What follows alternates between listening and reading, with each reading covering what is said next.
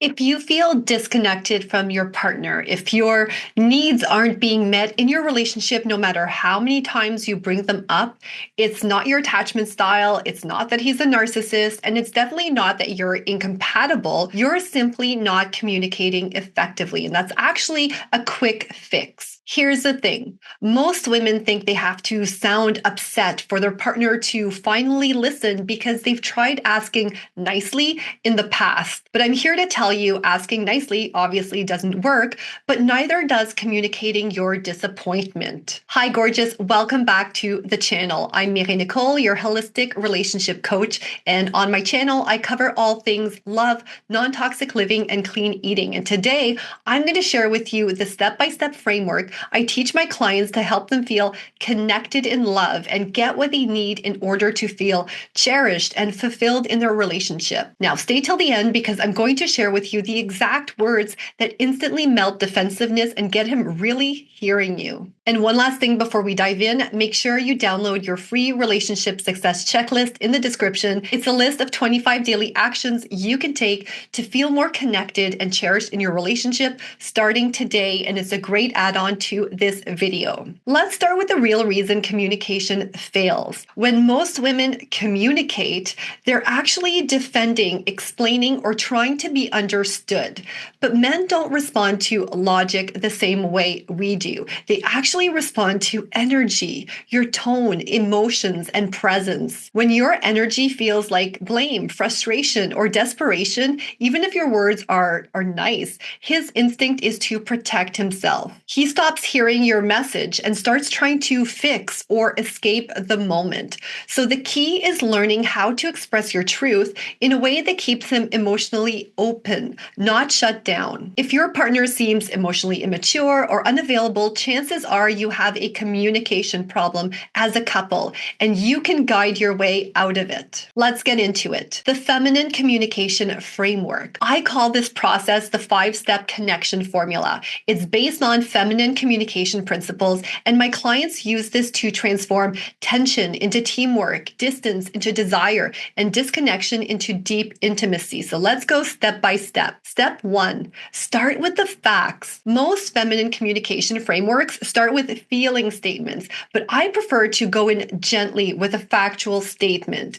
Lead with what you've noticed, not what you felt just yet. For example, I've noticed we haven't spent much time together lately. That's neutral, it's grounded, and it keeps his defenses down. Step number 2, share how that makes you feel. Now, here we can get into the feelings. Say something like, I feel a little distant and I miss you. Feelings, not judgments, create connection. Men want to make you feel good. When you show them how you actually feel, it awakens their desire to fix it, as long as it's done kindly and with love. Notice how the statement includes, I miss you. Step 3, communicate your needs clearly. Most women hint or hope that their man will just know. They think men should be mind readers, but they're not. Or another mistake I see women make is they keep their desires very broad. But like I said, they're not mind readers, and guessing just makes them anxious. And eventually, when this happens too often, it makes them not even want to try anymore. So go for a wording like this. It would make me so happy if we could plan a date night this week. Notice the warmth in those words. It's not demanding, it's not cold, it's not manipulative, just clear and open-hearted. And also,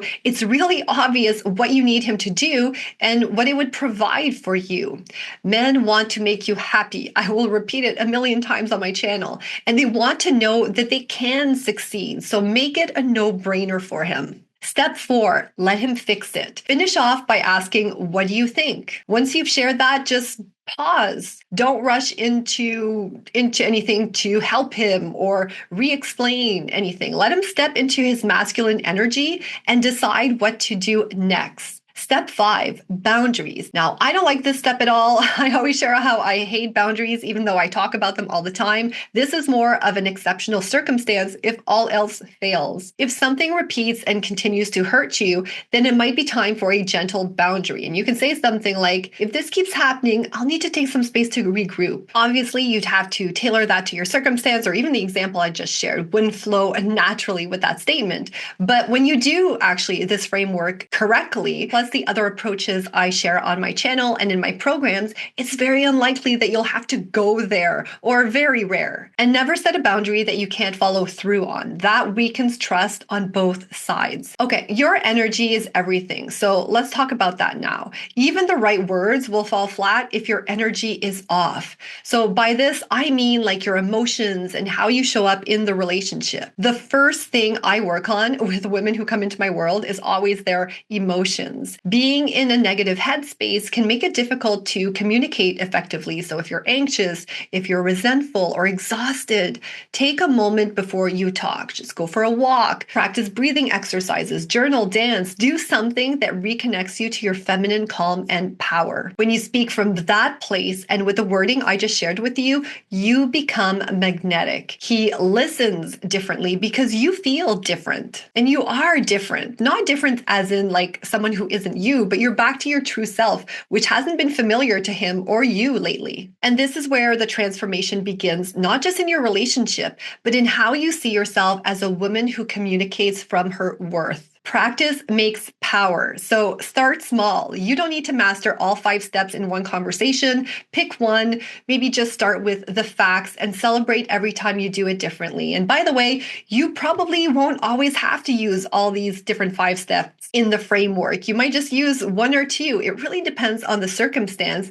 And the more you use this framework and you shift the dynamic in your relationship, it's just going to come naturally to you. And some of these steps or parts in the framework, you might not need them at all. You might not need to lay it on thick as much as I do in this example. Also, I always encourage women to write down what they're going to say first, especially in the beginning when they're just practicing, and rehearse your script. You don't have to get it 100% right, of course.